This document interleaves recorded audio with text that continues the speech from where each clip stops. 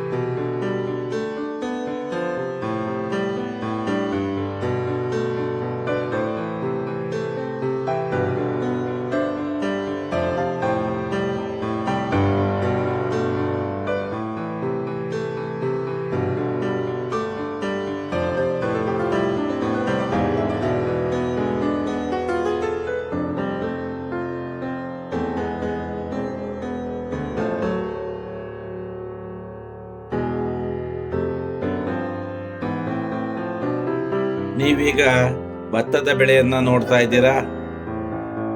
ಎಷ್ಟು ಹುಲುಸಾಗಿ ಬೆಳೆದಿದೆ, ಇಳುವರಿ ಹೇಗಿದೆ ಅಂತ ನೀವೇ ನೋಡ್ತಾ ಇದ್ದೀರಾ.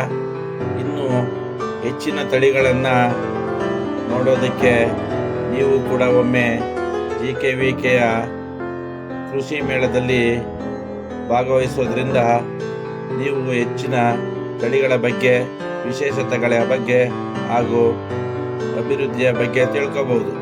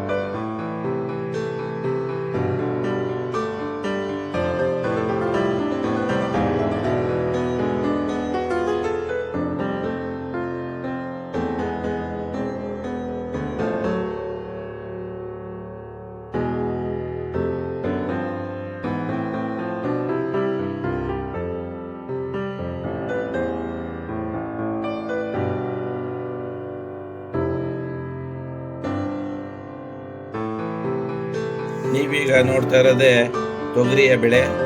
ತೊಗರಿಯಲ್ಲಿ ವಿವಿಧ ತಳಿಗಳಿದ್ದು ಆ ತಳಿಗಳನ್ನು ನಿಮಗೆ ತೋರಿಸ್ತಾ ಇದ್ದೇನೆ. ತಳಿಗಳ ಹಾಗೂ ಬೆಳೆಗಳನ್ನು ತೋರಿಸ್ತಾ ಇದ್ದೇನೆ.